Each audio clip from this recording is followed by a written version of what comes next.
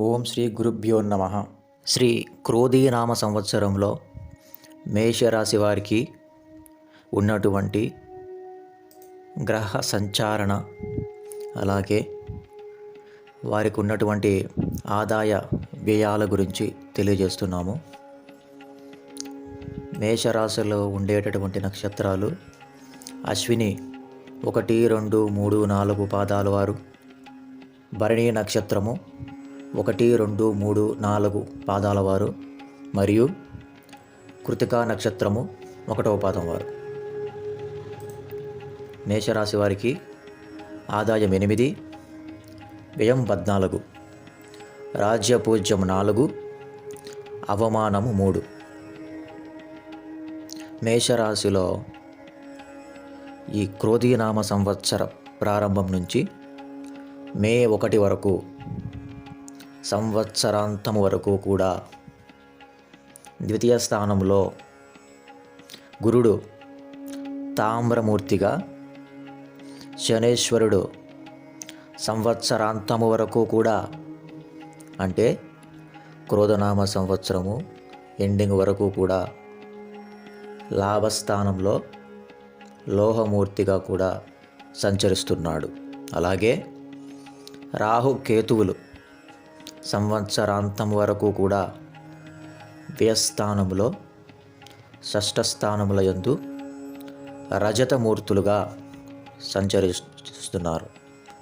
గోచార రీత్యా ద్వితీయ స్థానంలో, గోచారము రీత్యా ద్వితీయ స్థానమునందున గురుడు శుభకారకుడు కాబట్టి కుటుంబ వృద్ధి కలుగుతుంది మేషరాశి వారికి. అలాగే ఎవరైతే మేషరాశి జాతకులు ఉన్నారో గోచార ఫలితాలని చక్కగా ఆచరణ చేసేటటువంటి ఉన్నారో, గోచార వృత్యా పరిపూర్ణమైనటువంటి ఫలితాలని పొందేటటువంటి పురుషులు మేషరాశి వారికి తప్పనిసరిగా ఈ సంవత్సరాంతము లోపల వివాహము అవ్వటము తథ్యము. ఎంతో కాలముగా వేచి చూస్తున్నటువంటి కొన్ని పనులు కూడా మేషరాశి జాతకులకి పూర్తవుతాయి.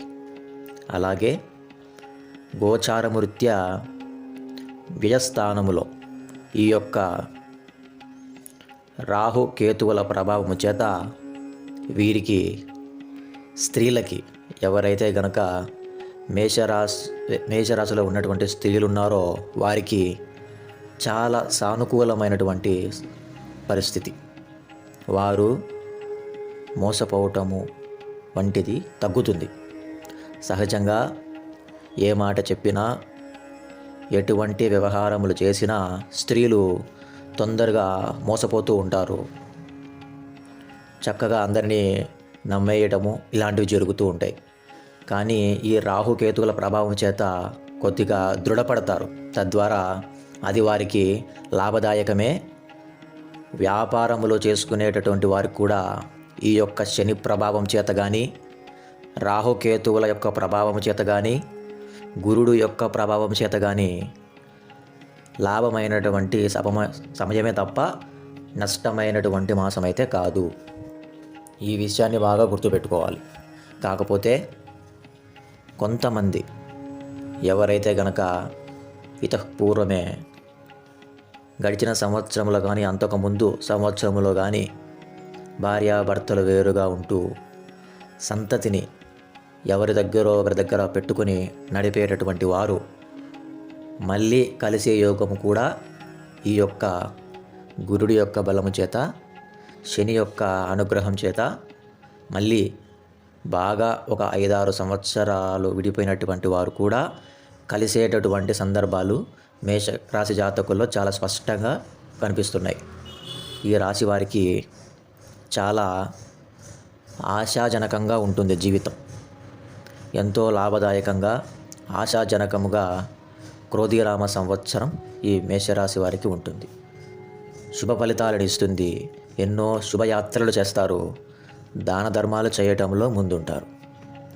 మేషరాశి వారు పోగొట్టుకున్నటువంటి కొన్ని ఆస్తులను కూడా పొందేటటువంటి అవకాశం ఉంది. అలాగే నష్టపోయినటువంటి ధనాన్ని కూడా ఈ యొక్క సంవత్సరంలో పునః వీరు లబ్ధి పొందగలుగుతారు.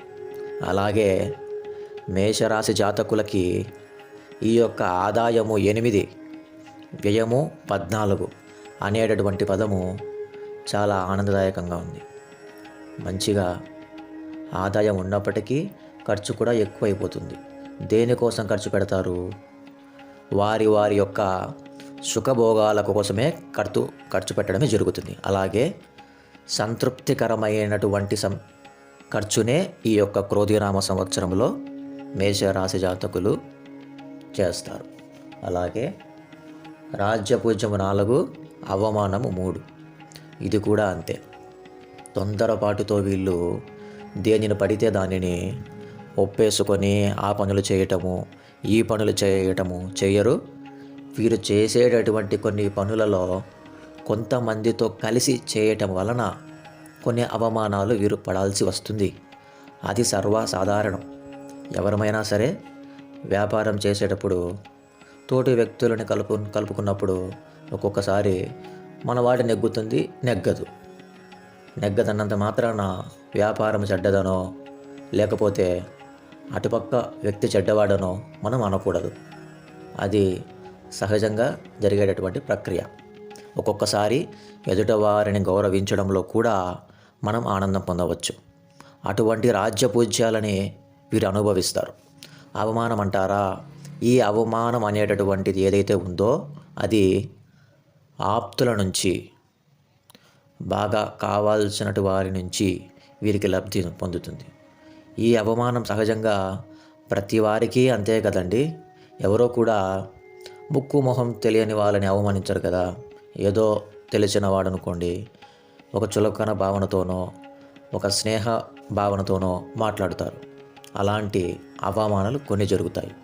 అలాగే దూరమైనటువంటి కొన్ని వస్తువులని పొందటము, నష్టపోయినటువంటి దక్కించుకోవడము, ఇవి ఎలా జరుగుతాయో అలాగే వీరి కుటుంబంలో, మేషరాశి వారి యొక్క కుటుంబంలో ఎవరైతే గనక ఇతఃపూర్వం మరణించి ఉంటారో వారి పేరు మీద ఉన్నటువంటి ఆస్తిని కూడా వీరు పొందేటటువంటి అవకాశము చాలా స్పష్టంగా గోచరిస్తోంది. ఉద్యోగస్తులకి శ్రమకు తగ్గ ఫలితాన్ని తప్పనిసరిగా గ్రహాధిపతులు అందిస్తాయి. వేతనాలు కూడా పెరిగేటటువంటి అవకాశం ఉంది. మనోవికాసం చాలా చైతన్యంగా ఉంటుంది. మాట పటుత్వాన్ని మీరు సంపాదించగలుగుతారు. ఉన్నత స్థితికి వెళ్ళేటటువంటి మార్గాలని ఈ యొక్క సంవత్సరంలో మేషరాశి వారు తప్పనిసరిగా ఆచరణ చేస్తారు. ఆ యొక్క విధానముగా వీరి యొక్క జీవనం ఉంటుంది. విదేశీ వస్తువుల మీద, విదేశాలకి సంచరించడంలో మేషరాశి వారు ఈ సంవత్సరం ముందుంటారు. వారు తప్పనిసరిగా విదేశాలకి వెళ్ళటము, ఆ ప్రయత్నములో చేయటము శుభదాయకంగానే ఉంటాయి. అటువంటి ప్రయత్నాలు జరుగుతాయి. ఇష్టకార్యసిద్ధులు కూడా జరుగుతాయి. ఇష్టకార్యసిద్ధులు ఒక్కొక్కళ్ళకి ఒక్కొక్క రకమైనటువంటి ఇష్టములు ఉంటాయి. పిల్లల మీద కానీ, కుటుంబ విషయంలో కానీ అటువంటి కార్యసిద్ధి కూడా మీరు సాధించుకోగలుగుతారు.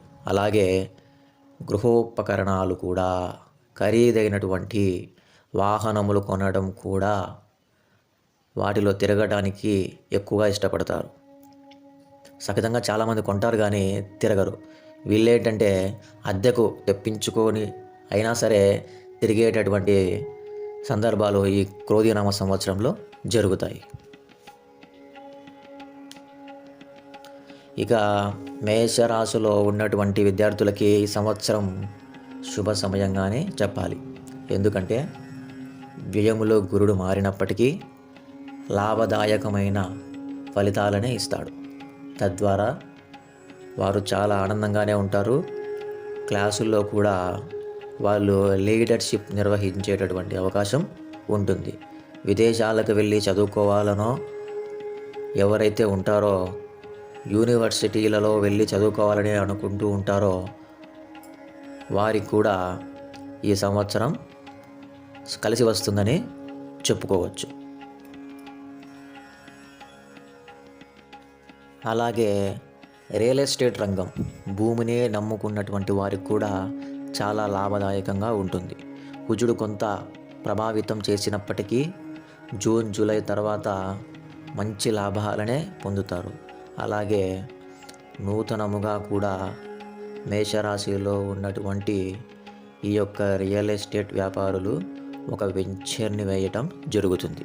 తద్వారా వారే ఎక్కడో పనిచేసేటటువంటి వారు వాక్పటుత్వంతో వ్యాపారం చేసుకునేటటువంటి వారు సొంత వ్యాపారాలని కూడా ప్రారంభించేటటువంటి అవకాశాలు కనిపిస్తున్నాయి.